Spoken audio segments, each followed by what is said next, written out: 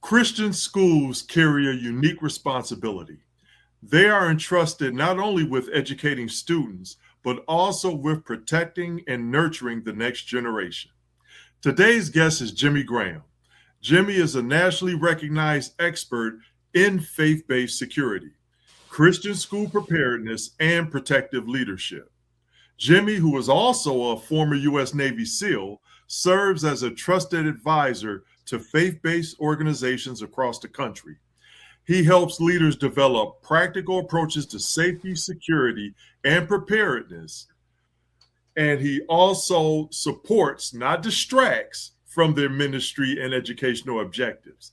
In this episode, we discuss the unique challenges facing Christian schools, such as leadership responsibility, protecting students and staff, communicating preparedness without creating fear, and how school leaders can build a culture of readiness that strengthens both safety and trust.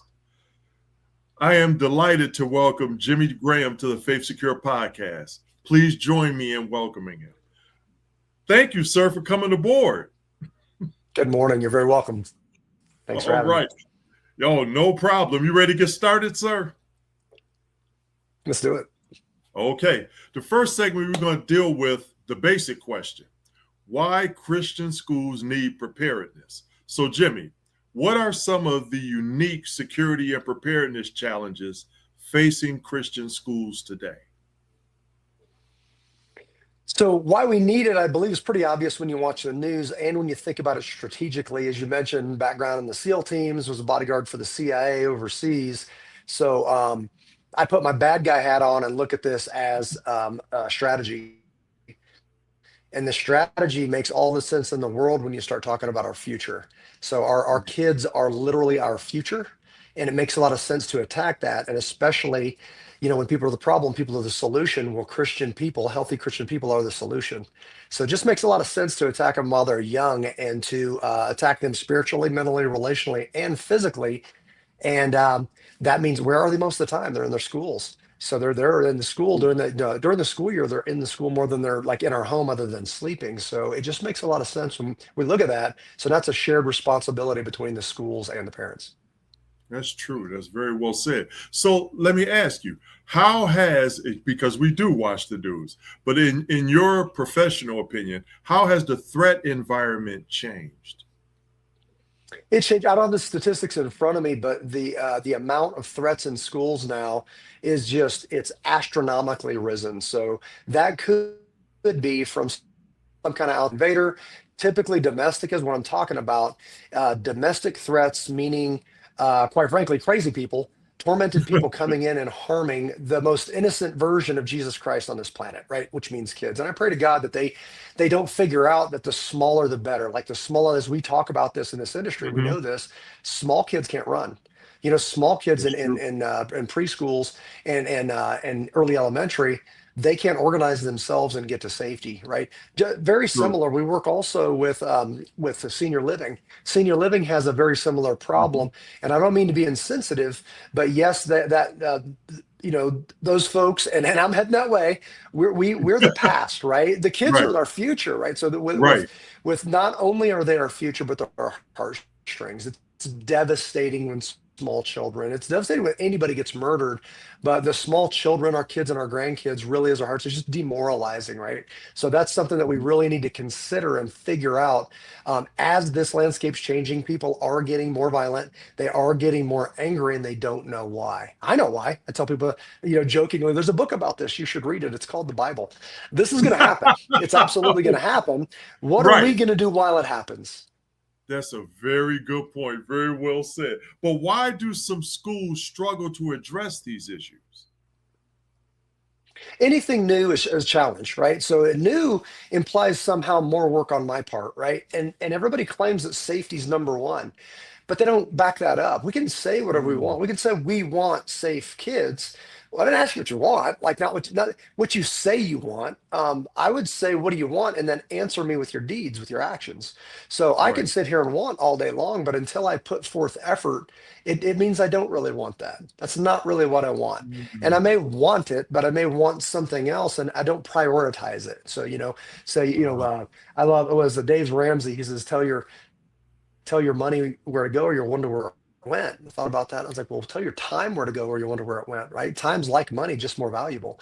So putting your That's time and true. money, your resources into protecting our kids isn't just an amazing investment, but you're also showing them, you're raising their dignity and saying, your safety is very, very important to me. Mm. That's true. That's true. So how can leaders begin the conversation positively? I would say start honestly, just honest. Everybody feels like it's a new thing, so we don't really want to talk about it. Then if I ask you questions or let you ask questions, I might not have the answers. And this is what I see with staff, and it's not necessarily their space, right? So they try to make it up, and then it seems ingenuine because it's not genuine. You know what I mean? Yeah, If they could get right. with folks like you and I, if they could get with us and say, "Can we get on the same page?" And I have people do this. Jimmy, can we talk? We're on the same page, but can we kind of get united here, and then have you speak to them? You know what I mean? Okay. Because I'm not making it up. I know this, and I'm basing this off Right. off my experience, and I will be honest, sometimes painfully honest, and say things at the school board meeting like it's time to. And not even a school board meeting. This was a school discussion with a charter school that is an amazing school, and I said, Okay. some of this is going to cost money, and it's time to upgrade security. Well, we don't have money. We'll do a fundraiser. Well, people are sick of fundraisers. They're not sick of safety fundraisers. No. Right. They're sick of the other Right. stuff. I'm sick of. I'm not sick of supporting law enforcement. I'm sick of the other stuff you attach to supporting law enforcement. It's like, Right. Right. that's Right. the thing. It's like when people are, if we're honest about it, treat us like adults and say, you guys are watching the news too. Our children are being targeted.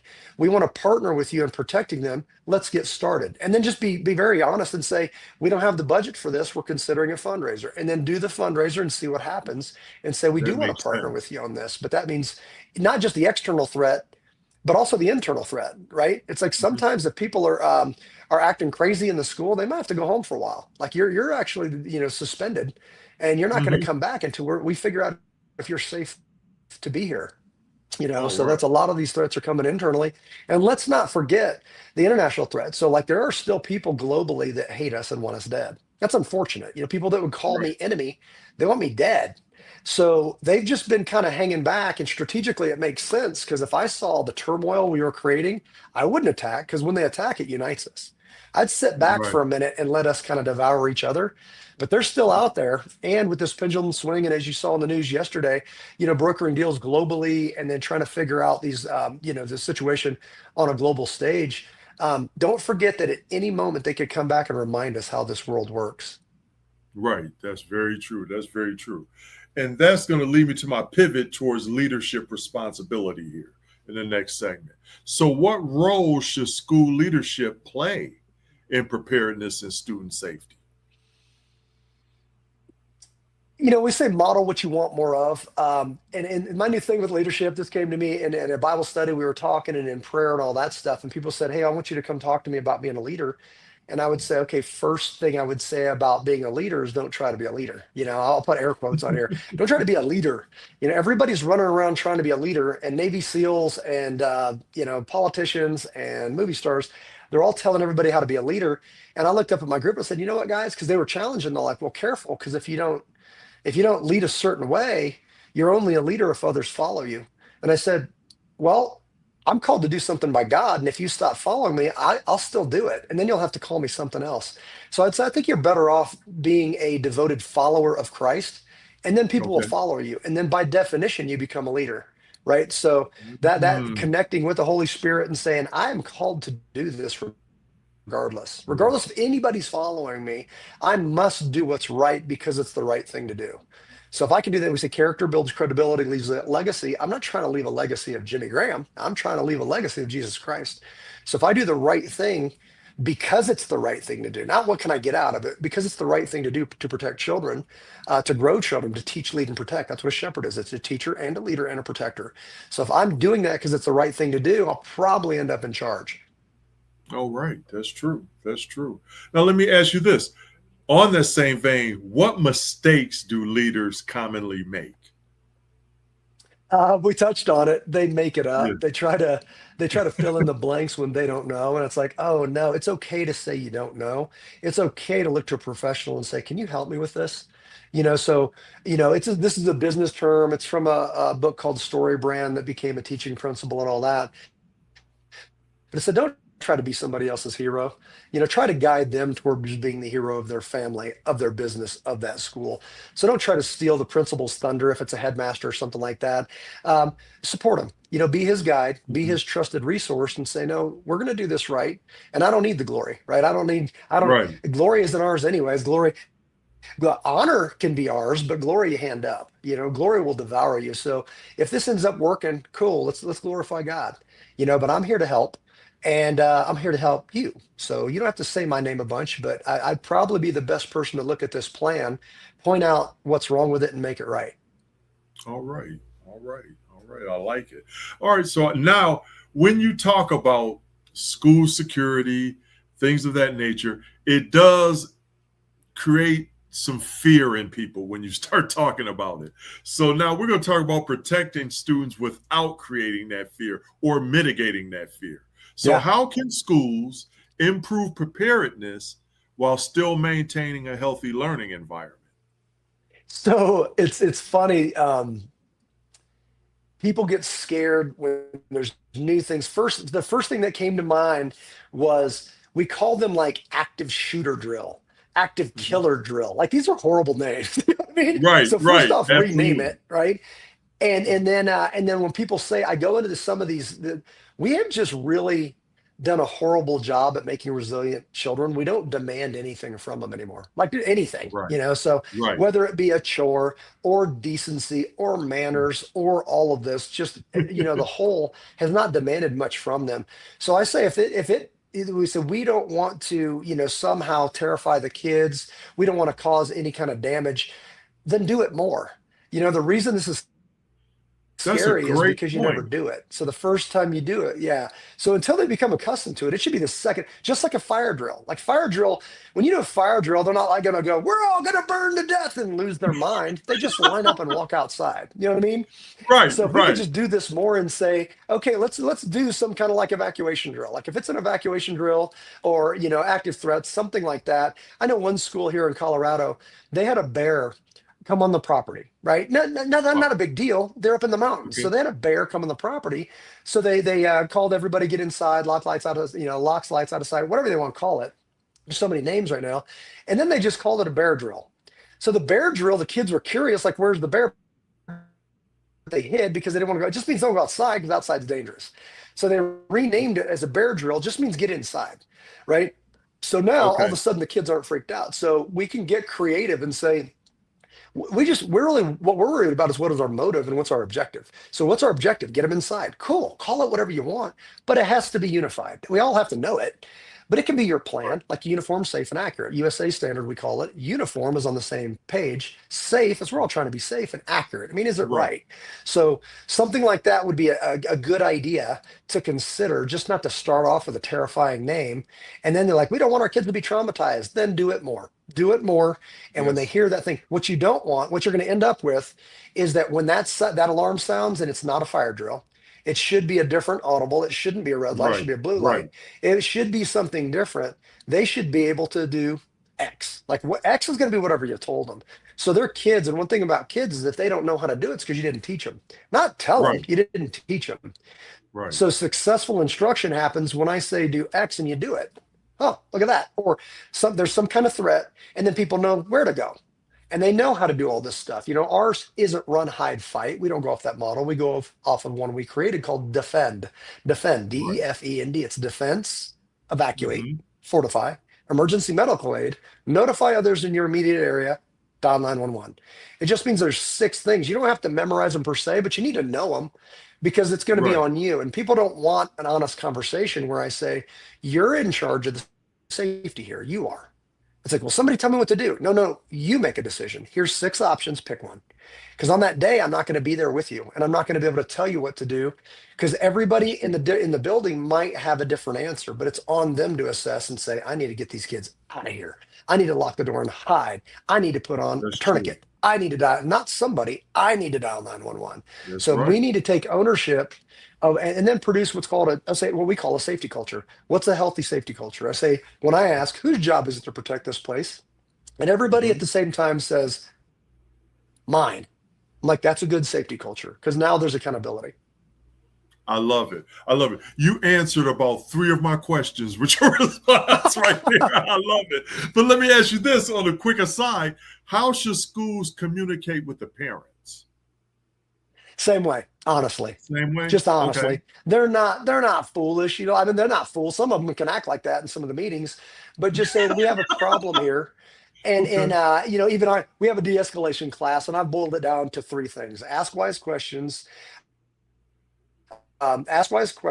say true words, or be quiet, right? Be silent. So to be able to ask wise questions like, have you guys seen the news? Yes. Do you see that there's a rise in threats against children? Do you believe that there's a threat specifically against Christian children? Christian children. Okay. Do you believe we're prepared? Whatever. And then say true words. We don't believe that we're adequately prepared, but we want to be.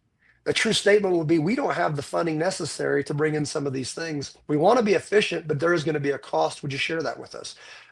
Well, the taxpayers should pay for that. We agree. Could you please take stands to make better decisions about who the school board is, right? Even our elected officials. Can we vote better? Like Mm, all of these things are really, really good, but we're pretending like it's somebody else's job, right? It's always been our job, wow. right? If these things happen, as our forefathers said, if they happen, it's because we allowed it. And this works for a moral and just people, for religious people, and for others it don't. So it doesn't work. So if you're trying to tear it down, I would say stop. If you want to rebuild it, I would say start. And it's not, you don't need a new plan.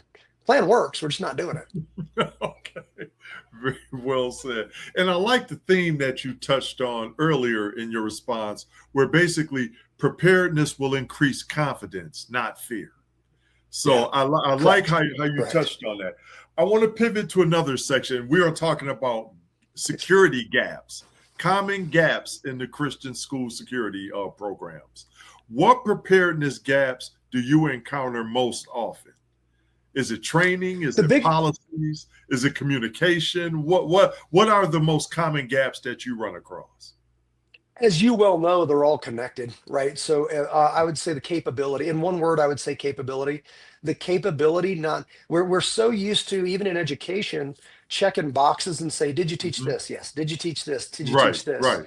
Not did they learn this? Did they learn this? Did they learn this? Because if they learned it, I Mm, could say, show me, show me. Cool. Like, what? How come? Like, if you've got a degree and you go out and you can't do the job, what good was the degree? You know what I mean? So it's like you should be able to step into something and say, okay, due to my instruction, now I can perform an objective. And if you can't do that, then what were we doing? So to right. be able to look at a capability. There's things called reality-based scenario training that we do, obviously, Okay. and having those things, I would say, show me. You don't know what's on the other side of that door. Like, you're going to go in as if there's a shooting, and I just want you to do the thing, right? So when I came into this 15 years ago into the private sector, 14 years, we celebrate Right. 14 years in June here with Duty to Act LLC, that we filed a registered trade name 9 years ago as Able Shepherd, and then a Okay. 501(c)(3) to help raise funds, Able Nation. And then the ministry side, strictly special operations ministry, is called Able Kingdom. When we started doing this, people were just going to the range and doing a tiny portion of what this is and calling it good. I'm like, that's shooting. That's not protection. I'm talking about protection. Mm, Show me. So then all these wow. guys, sometimes competition shooters, are gentlemen that have shot their amazing shots for 50 years. And I'd say, go. And they would break every gun rule out there just walking down the hall. And I'm like, oh, like, we have a problem. Like, this is never a capability. You never possessed in Uvalde, Texas. We saw a failure of capability. They had the best gear money could buy. They had just recertified both the school and the PD, and got a check off as good. And then we saw bad. I'm like, you were never capable of doing this good, never. But nobody asked, right? So it's like, Wow. wow, wow, for 77 minutes, children died, and they stood there, and I'm like, that's not okay with me. Right. Wow. Okay. Well, let me ask you this, and this is a practical question. What three Please. improvements could schools make immediately, just in your mind's eye? Yeah, I love that question. I love it because we think in threes, we act in threes and do all that. But I would say the people's the big one. Is we need to start with the right people. So there's a Mm-hmm. lot of times in this industry we see people that want to be a protector to validate them. They want protector, they want this security guy to be their identity or woman, a man or woman to that to be their identity. This can't be your identity. You can't show up and get an identity. I would rather you bring an identity. I'd rather you be the, Okay. the guy. Like, are you that person that would die for children with or without a gun? Okay, now we're talking. If you're the person that Yeah. needs a badge and a gun to be under a title, then I would say probably not. So everybody Right. knows that person that would lay down their life for these children, regardless, right? And then we also know that person that likes to say it a bunch, but they'd probably be hiding under the desk.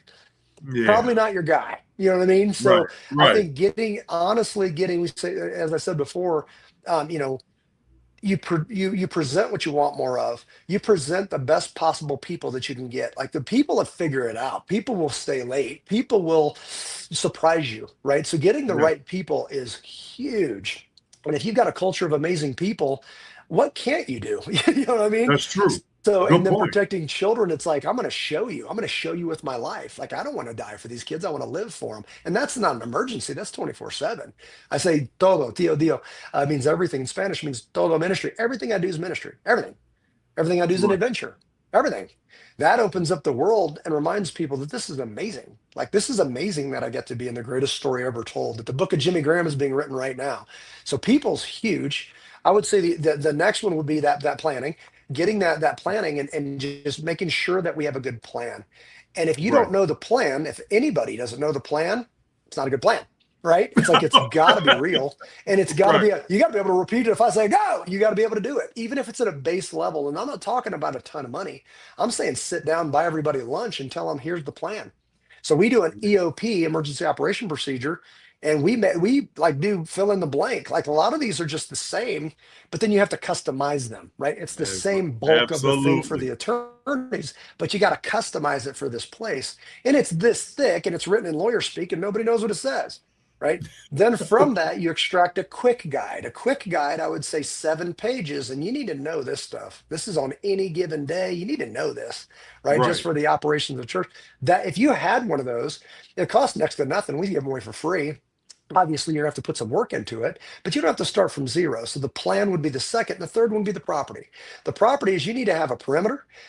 In churches, it's harder because you give up your perimeter. Come as you are, and that's the way it should be, by the way, right? Right. But whenever Right. you give up your perimeter, you need more people to protect. You need more protectors. So once you give that up, but in a school, you better have a perimeter, and it better be the concentric rings of security say, I want layers, and I want to know we have a Yes. problem way far out. And if That's something right. fails, That's then it's right. kind of far out. And if that one fails, it's a little bit far out. And then it's in the front door, right? But I would rather know way before it gets to the front door. So that one, it does cost money. Everybody leans towards property first. And I just got to say this, can't say it more clear. People, people, people. Invest in your people. Get your people, get the best people you can possibly get because they can make up for the others. The other ones can't make up for the people. Right. So the they are the foundation. So if you get good people and you don't have as solid of a perimeter or the property being fortified and all that kind of stuff, even the plan can suffer a bit. You have the right people, but people will be the solution. Maybe it's the Okay. SWAT team when they get around to getting there. Maybe it's the cops when they make it down the block, or maybe it's your people that you've invested in that are already there. We call them immediate responders, not first responders, immediate responders. They were always there. Absolutely. Absolutely. Okay. Now I'm going to shift the perspective here, Jimmy. We're going to, I'm going to Please. talk to you like a parent. Okay. So now we're going to get the Yeah. parents' perspective. What should parents look for when they're evaluating a school's preparedness? Yeah, as a father of four school age kids, I've got skin in the game. Even if I Right. didn't, I would be doing this, right? It's the right thing to do. But this is very practical. It's very real. Parents need to educate themselves so they know what a good plan is, or at least know what a bad plan is, right? So if they go in there, if they come in, and this is one of the biggest questions nowadays when you're touring a school, when you're checking it out, Okay. you should take a minute and learn about what is the school teaching, what are they doing to protect my child. And again, I love this: spiritual, mental, relational, and physical.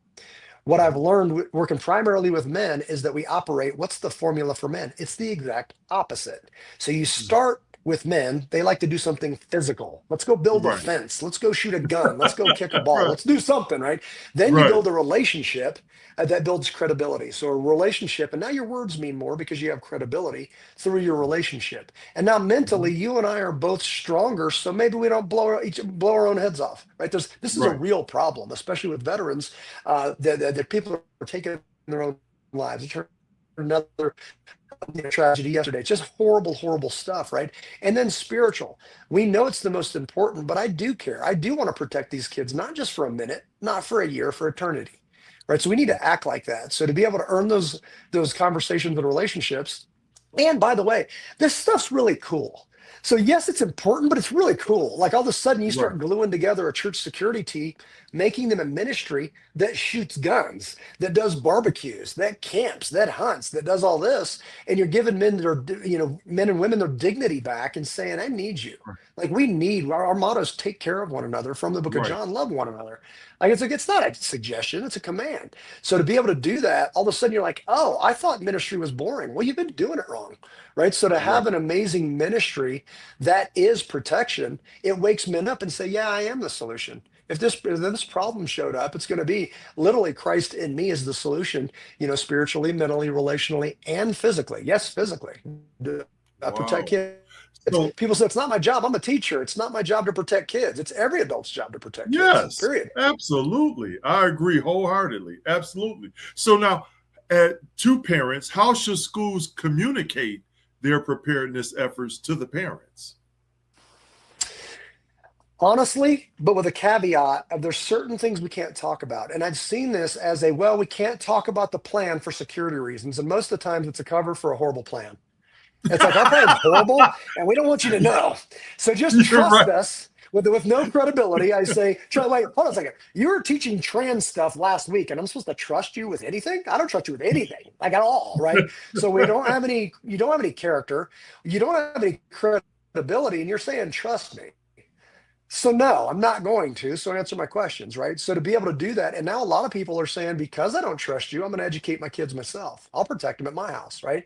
There's Right. one person in this world that's going to guaranteed throw their life in front of them, and it's me, right? So if that's the Mhm. case, a lot of people are saying, you know what, I don't trust you, so I'm going to do it. That puts a big burden on us financially. It puts a burden on us as far as what the world, all the prices are going up on everything. But some people are saying, safety of my kids in those areas is paramount, and I'll show you by Right. sacrifice, right? So Right. they're doing it, Right. or they're seeking out and supporting schools like my kids' school, St. Classical, it's a Hillsdale affiliate. They got private Christian schools. Even some of the Christian schools are the worst at it, but some of them are taking a stand and saying, hey, we're going to put God's money where our mouth is. And then we are Right. going to invest in this and we're going to protect our future. And well, I think that would be glorifying to God. And then they say, honestly, like, hey, we want to up security. We're going to have a fundraiser, not for the new, expansion wing, not for new speakers and cameras, to protect God's future in this nation. And people say, okay, Right. I'll be generous about that. And then they end up being the school I'm thinking here locally. It's the safest school and church in the state because they said we mean it. Wow. We mean it. These kids are Okay. important to us. Okay. Okay. They're serious about it. Okay. That Yeah. makes sense. So now, one of the things I love to do, Jimmy, on each of my podcast episodes is a scenario discussion. Okay, where I Yeah. give you a Love it. scenario and then I give you just a couple of follow-up questions. Okay, are you ready? Sure. Yep. Okay. Let's do it. All right. A Blindfold and pull it Christian, off. a That's how Christian we do our school. scenarios. So we turn around, and then there's a scenario. We say about face. They turn around, and you see the thing. So if you want, I can turn around and snap an action. It won't Now be let's do that it. bad, Jimmy. It won't That's be okay. that bad. That's okay. Okay. But now, a Christian school wants to improve preparedness, but leadership worries that discussing safety may alarm the parents. So now, you touched on it earlier, but it bears repeating. How should leadership approach this? I would say the leadership has a very, very open meeting saying, Ken, this is what I would do if I was in leadership and I was worried about Mhm. parents and I was worried about my bosses, I was worried about funding. And this is the way I would do it. It's not everybody's flavor. And I'd say, okay, let's talk security, but let's get serious about it. Can I show you what we're up against? And I would come in with a bank of Mhm. videos that would turn your stomach, but they're true. Right. Like I said, is there space for truth in this room? Yes. Okay. Wow. And if there's no restrictions and we want to learn and everybody can talk, give me my 5 minutes. And it won't even take 5 minutes to where you're probably going to be in tears. And I'm going to tell you true stories and I'm going to show you. And we do it. I don't know. I'd have to read the room. We do a thing called Facing Evil. And I do a Mhm. seminar down in Colorado Springs on the 18th, and I will be emceeing the whole thing. There'll be other speakers. They said, Jimmy, can you talk for 4 hours? I'm like, that'd be horrible. Let me talk in between the other speakers. I'll do 45 minutes after each speaker, but I don't want to talk for 4 hours, right? So I'm just going to take the whole thing over. That setting, I'm not going to do this, but we're going to announce another thing called Facing Evil. We're going to show massacres, and we're going to Mm. say that's the room you need to be able to walk into. Like there's like you're watching human life being ended, and it should, the Holy Spirit inside you should hurt. It should hurt, right? Right. So if that's emotional, and say like, guys, when I talk about this, I'm serious. And if you guys want to get serious, then we can keep going down this road. And if not, what are we doing? Let's quit lying to people and saying that safety is number one when we clearly know it's not, and Right. say, I've got some suggestions, and you don't want to force it down anybody's throat. But what I would be doing in that leadership role, again, of just being a first follower, I'm not trying to lead anybody. I'm just saying, this is, if we're going to talk about it and you ask me, if you want a different answer, ask a different guy. But I'm being called by God to protect America's children. And this is what I believe needs to be done. This, and this. I know there's a budget thing, but I'll actually lead the fundraiser. I know that you don't know what to do, but I do. And I've made it as simple as you possibly, I'd say, I love that term. Make a goal so small, you'll actually do it. Right? Can we do one Wow. thing? So I'd start with, I Wow. got 10 things. Well, we can't afford 10. Okay, can we do seven? Well, five. Can we do three? I mean, it starts getting silly. And you're like, you're not going to do Right. three? And then they're like, okay, fine, let's do three. And then we do three, and that's progress, right? That's moving Okay. forward. Okay. So, Okay. at some point, if you're the person that comes with no solutions and only problems, then you're part of the problem. It's like, all right. Absolutely. So at some point, it's got to be realistic. It's got to be Right. honest Right. and say, I'm going, you're invited. That's how I shepherd. I'm going, I can't make you do anything. I'm going to do this. And can you come? You can come with. And all of a sudden, you start. This is what the parents want, by the way.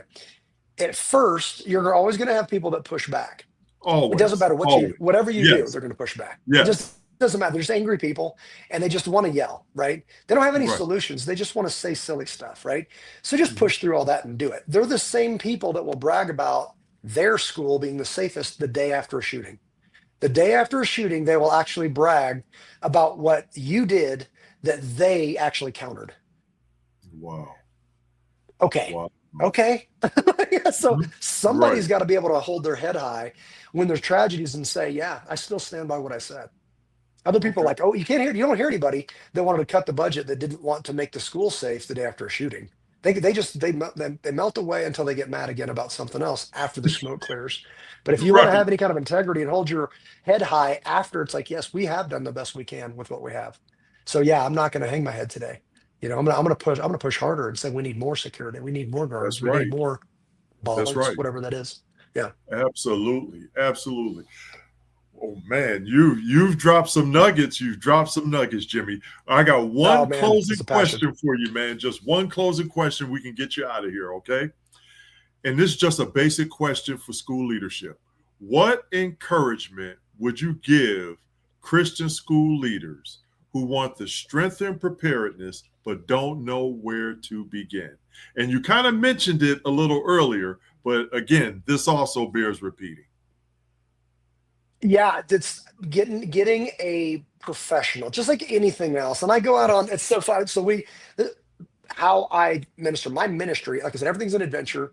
Everything I do is ministry. So, Mhm. going out, we just got back from a trip on motorcycles with 13 vehicles, a bunch of little kids on dirt bikes and their parents. And it's just a Okay. ministry. And one of the things that I did with my son is I grew up riding dirt bikes. I just got on a little mini bike and fell over a bunch and then just kept going.